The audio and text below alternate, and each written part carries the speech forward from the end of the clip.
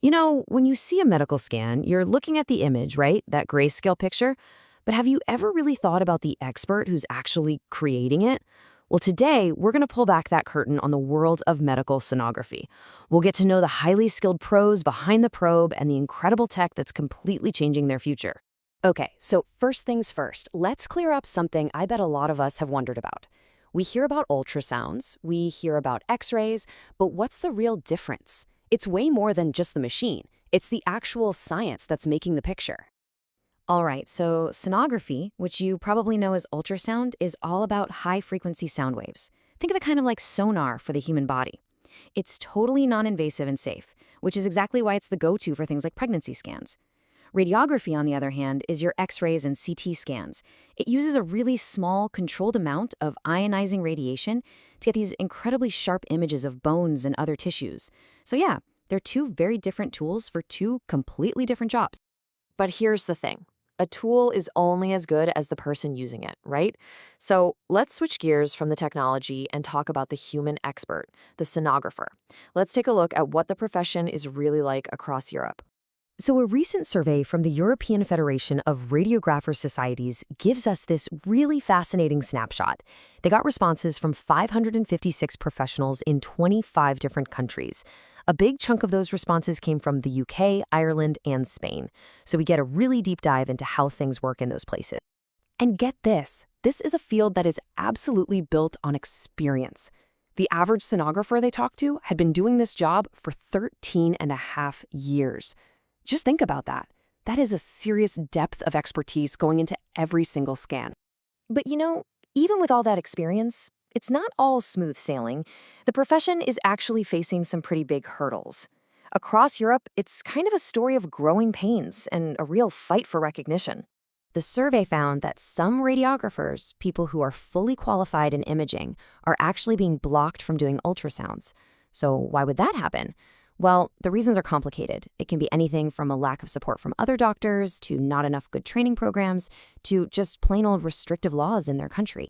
One person from Switzerland was pretty blunt about it. They suggested one of the barriers was, and I'm quoting here, probably also a certain amount of protectionism by the radiologists.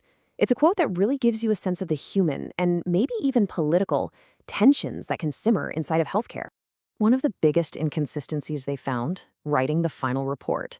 You'd think this would be standard, but nope. Over half of sonographers write a full, detailed report where they interpret the findings and suggest next steps. But then others are just limited to filling out a simple checklist. That huge variation creates a lot of confusion about what the role actually is. And all that variation leads to a really critical question. If duties are all over the map, who's ultimately on the hook legally for the scan and the report? Well, it turns out the answer is just as inconsistent. Check this out. A clear majority, more than half, of the radiographers say, yep, the legal responsibility is on me. But at the same time, nearly 1 in 5 say it's actually the radiologist's responsibility, and others say it's shared. This isn't just a small disagreement. It's a huge gap in clarity that could leave everyone, patients and practitioners, in a really vulnerable spot if something were to go wrong. And maybe the most concerning finding of all, almost 5% of the sonographers they surveyed just weren't sure. They didn't know who was legally responsible for their own work. Wow, that level of uncertainty has some serious implications for accountability and patient safety. So, just as the profession is trying to figure out all these challenges, a powerful new force is showing up: artificial intelligence. So, how is AI going to shake things up? First off, what do we even mean by AI in this case? Well, the Australian Sonographers Association defines it as technology that's made to simulate human smarts, to do things like perceive, solve problems, and, this is the really key part, to identify patterns in medical images that the human eye might actually miss.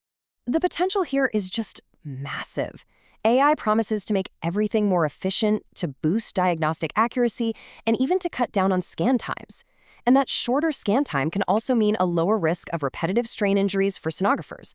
Basically, it's a huge potential tool for improving quality across the board. But, and this is a big but, all that promise comes with some serious risks. You've got big questions around data privacy and security. You've got challenges in just making sure the AI is doing a good job.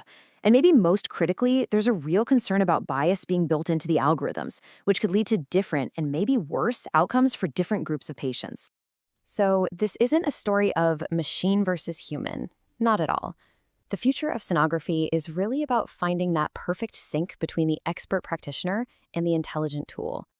And this is the core message coming directly from the professionals themselves. The Australian Sonographers Association states it so clearly. AI is an assistant, a powerful one, sure, but it is not a replacement for the clinical expertise, the judgment, and the human touch that only a sonographer can provide. So the sonographer's role doesn't disappear, it just evolves. They provide that essential patient interaction that an AI just can't replicate.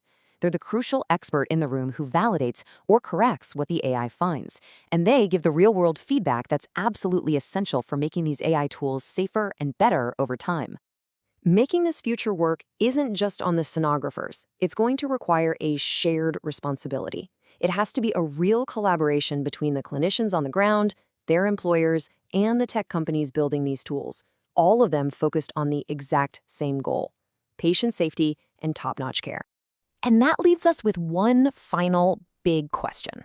As technology like AI gets better and better at doing all the routine stuff, it really forces us to think, what are those uniquely human skills, things like empathy, critical thinking, complex problem solving, that are going to become not just valuable, but absolutely essential in the future